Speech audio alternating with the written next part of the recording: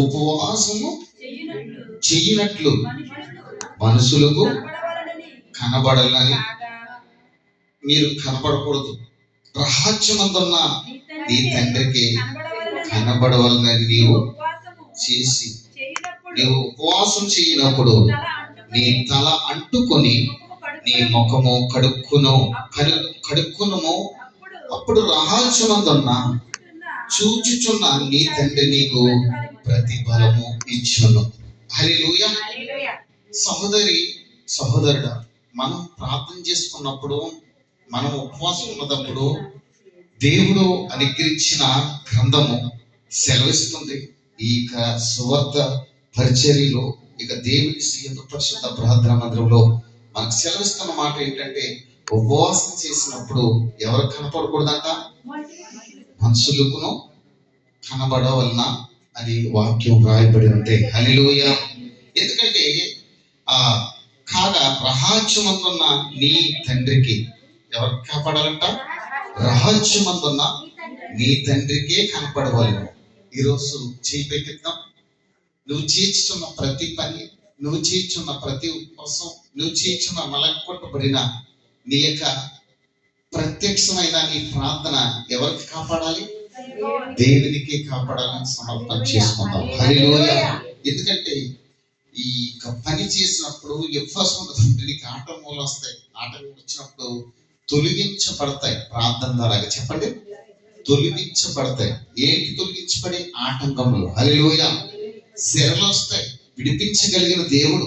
అందుకే చెప్తున్న మాట ఏంటంటే, రహస్యమందున్న నీ తండ్రికి కనబడవాలని నీవు ఉపవాసం చేసినప్పుడు ఏం చేయాలి? నీ తలను అంటుకొని ఏం చేయాలంట? తల అంటుకోవాలంట.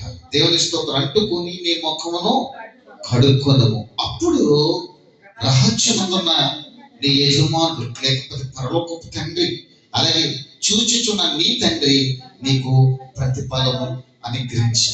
యేసు ప్రభు కూడా ఆయన ఉపవాస దినంలో గొప్ప పోరాటం చేసి కార్యాలు జరిగించాడు, అద్భుతాలు చేశాడు, సూచక క్రియలు చేశాడు.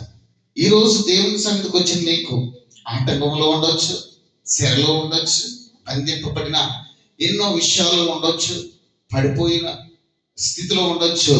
దేవుడు నలిగిపోయిన స్థితిలో ఉంటే నిన్ను బలపరుస్తాడు. పడిపోయిన స్థితిలో ఉంటే నిన్ను ఏం చేస్తాడు? లేవనిస్తాడు.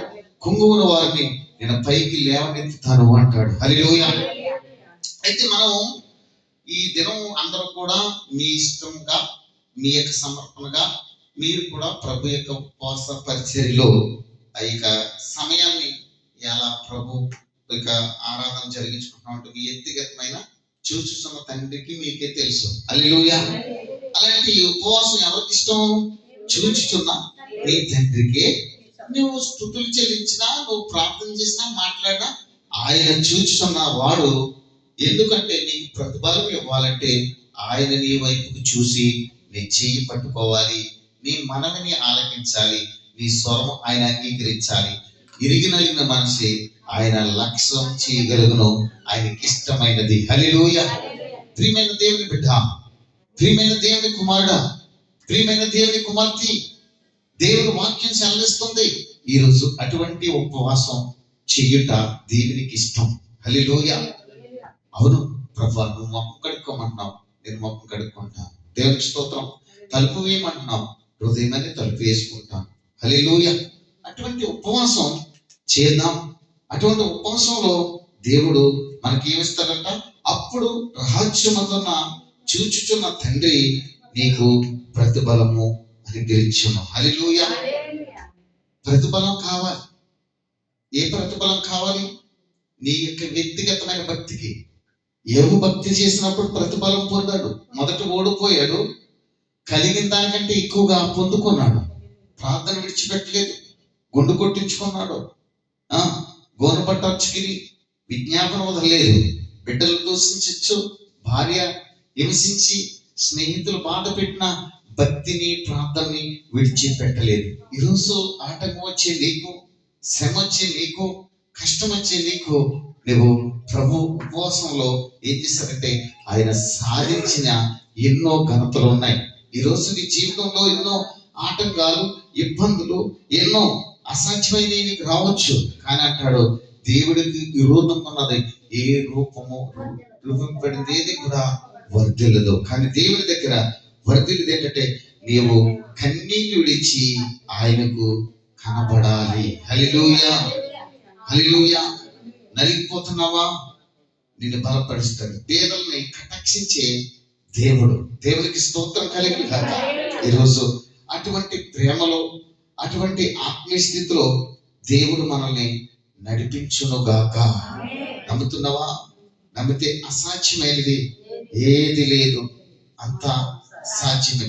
చూడండి, సామ్యూయేలు రాసిన 2వ సామ్యూయేలు గ్రంథంలో రాయబడిన ఒక మాట రాయబడి ఉంటుంది ప్రియులారా. చూద్దాం 14వ అధ్యాయంలో 21వ మాట చూద్దామా? సామ్యూయేలు గ్రంథం చూస్తే ఇక్కడ రాయబడిన 14వ అధ్యాయము 14లో దేవుడు 21వ మాటను చూస్తే మనకి రాయబడి ఉంది. చూసి ముందుకు సాగుతాం. అప్పుడు రాజు వయోబుతో ఎలాగూ సెలవిచ్చును, ఆలకించుము, నీవు మనవి చేసిన దానిని నేను ఒప్పుకొనుచున్నాను. హల్లెలూయా. చక్కగా అంటున్నాడు, ఆలకించుము, నీవు మనవి చేసిన దాన్ని ఒప్పుకొనుచున్నానని సెలవిస్తున్నాడు. హల్లెలూయా. దేవుడు తోడంటే ప్రతి దేవుని మాట కూడా మనము ఆలకించే వారు ఉండాలి. అందుకే అంటున్నాడు, మత్తయి రాసిన సువార్తకి వెళ్తే దేవుడు మాట సెలవిస్తుంది. ఏ రీతిగా మనకు చెప్తుంది గ్రంథం 6:4 అంటాడు. అంత చక్కగా మాట్లాడుతున్నాడు. మత్తయి రాసిన సువార్తలో ప్రభు మాట చూస్తే 6:4 అధ్యాయంలో చూస్తే ఇక్కడ మాట సెలవిస్తుంది. అట్లయితే చూడండి ప్రియులారా, రహస్యమందు ప్రతిఫలం ఇస్తాడు. అంటే 3వ అధ్యాయం చదువుకుంటే నీవైతే ధర్మం చేసినప్పుడు నీ కుడి చేయికి ఇచ్చినది నీ చేతి పని ఈ చేతికి తెలియకూడదు, నీ చేతికి ఇచ్చింది ఈ చేతికి తెలియకూడదు. హల్లెలూయా. అప్పుడు రహస్యమందును చూచుచున్న నీకు తండ్రి నీకు ప్రతిఫలం ఇస్తాడు. అందుకే అంటున్నాడు, మరియు మీరు ప్రార్థన చేయనప్పుడు ఎలాంటి వరకు ఉండకూడదంట. దేవునికి స్తోత్రం కలిగింది కాక. అలాగే అంటున్నాడు, ఉండవద్దు మనుషులకి కనబడవాలని సమాజ మందిరంలోను, వీధుల్లోను, మూలల్లోను నిలిచి వారికి ఇష్టమా వారు తమ ఫలములు పొందుతారని నిశ్చయంగా మీతో చెప్తున్నాను అంటున్నాడు. హల్లెలూయా. కానీ అంటాడు, నీవు ప్రార్థన చేసినప్పుడు నీ గదిలోనికి వెళ్ళి నీ తలుపు వేసి రహస్యమందున నీ తండ్రికి ప్రార్థన చేయము. అప్పుడు రహస్యమందున చూచుచున్న తండ్రి నీకు ప్రతిఫలం ఇస్తాడు. హల్లెలూయా. ఈరోజు ప్రార్థనకు వచ్చి నీవు ప్రతిఫలం దయచేసుకోవాలి. ఈరోజు చూచుచున్న తండ్రి నీకు ప్రతిఫలం దయచేయాలి. అందుకే దేవుడు మాట సెలవిస్తుంది, మీరు ప్రార్థన చేసినప్పుడు అన్ని జనుల వలె వ్యర్థమైన మాటలు వసింపవద్దు. విస్తారమైన మాటలు ఏమంటాడట? విస్తారమైన మాటలు ఏం చేస్తాడట? దేవునికి స్తోత్రం. మాటల వల్ల తమ మనవి వినిన వారు తలంచుచున్నారంట. అంటే నువ్వు చెప్పే మాటలు విస్తారమైన దోషం ఉన్నాయి, అవి వింటారా? రాయబడినంత ప్రియులారా, ఈరోజు ఆలోచిస్తున్నావా? దేవుడు ప్రార్థన చేసినప్పుడు మనము చక్కగా దేవుడు మాట సెలవిస్తుంది ప్రియులారా. ఆయన అంటున్నాడు, నీ రాజ్యం వచ్చుగాక, నీ చిత్తం పరలోకం నందు నెరవేరినట్లు భూమి అందు నెరవేర్చబడిన దేవుడి దగ్గర నీ కార్యములు దేవుడి దగ్గర నెరవేర్చబడాలి. హల్లెలూయా. దైవ కార్యాలు దైవ చిత్తం బట్టి నడిపించబడాలి. ఈరోజు ప్రార్థనలు ఎంతో ప్రపంచం అంతా కూడా ఎన్నో దైవజనులు ఉపవాసాలకి ఎంతో భక్తిగా విశ్వాసం సహోదరుల ఐక్యతతో ప్రార్థనలు రోజులు ఈ 40 దినాలు కూడా చాలా మంది భక్తి విశ్వాసంతో రోజు ఆరాధన చేస్తూ ఉంటారు. హల్లెలూయా. చూస్తే ఈ రోజు మనకు దేవుడు వాక్యం సెలవిస్తుంది ఈ రీతిగా. అందుకని ఆకాశం భూమి గతించిపోయినా నా మాటలు గతించు. ధర్మశాస్త్రం అంతటా కూడా నెరవేర్చటకే దాన్ని నేను చేస్తాను అంటాడు. హల్లెలూయా. మంచి నేల మీద విత్తనాలు చూడండి, రాతి నేల మీద విత్తనాలు చూడండి, ముళ్ళ పొదలో విత్తనాలు చూడండి. హల్లెలూయా.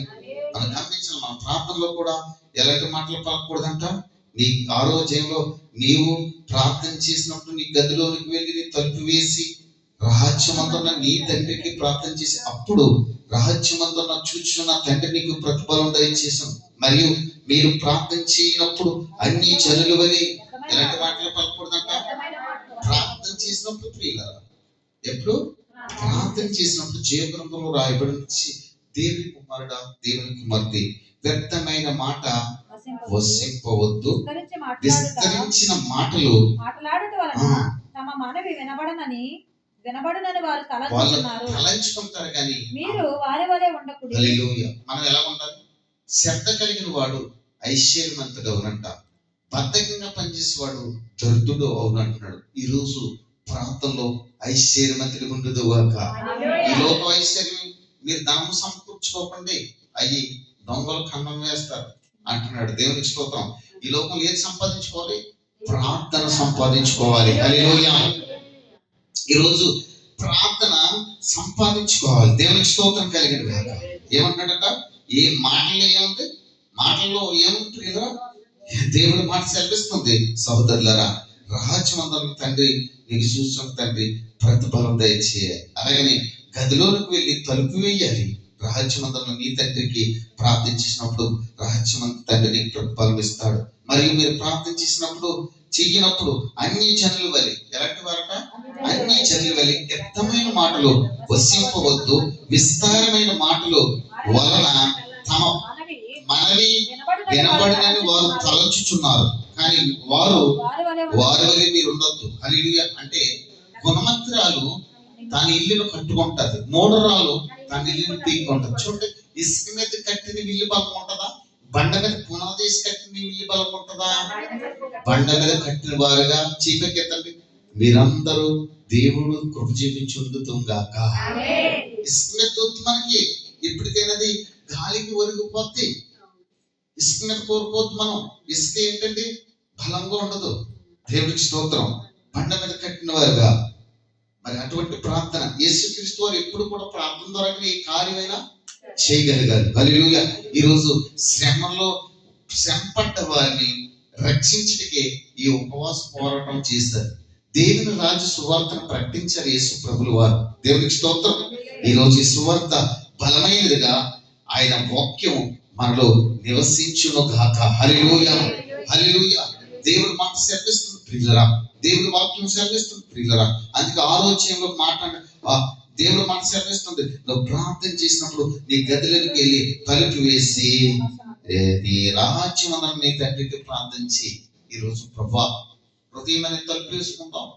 నేను తలుపు తట్టుచున్నాను. ఏమంటాడంటే ప్రకటన గ్రంథంలో 3వ వచనంలో ఉంటుంది. నువ్వు అటువంటి ప్రార్థన చేస్తే అక్కడ ఏమేమి నీకు బిరుదిచ్చాడంటే ఇందులో వచ్చిన కాదు కానీ నాకు ప్రేమ కలిగింది. 3:20 అనుకుంటాను ప్రకటన గ్రంథం. ఏం చేసిందంటే నేను తలుపునొద్ద 3వ అధ్యాయం 20లో.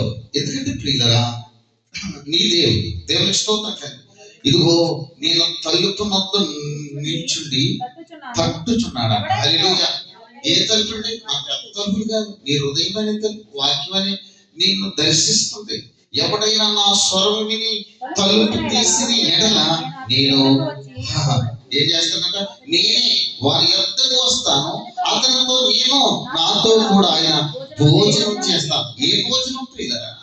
వాక్యం అనే భోజనం, ప్రార్థన అనే ఆహారం. ఎప్పుడంట? పరలోకమందున్న మా తండ్రి నీ నామము పరిశుద్ధపరచబడును గాక.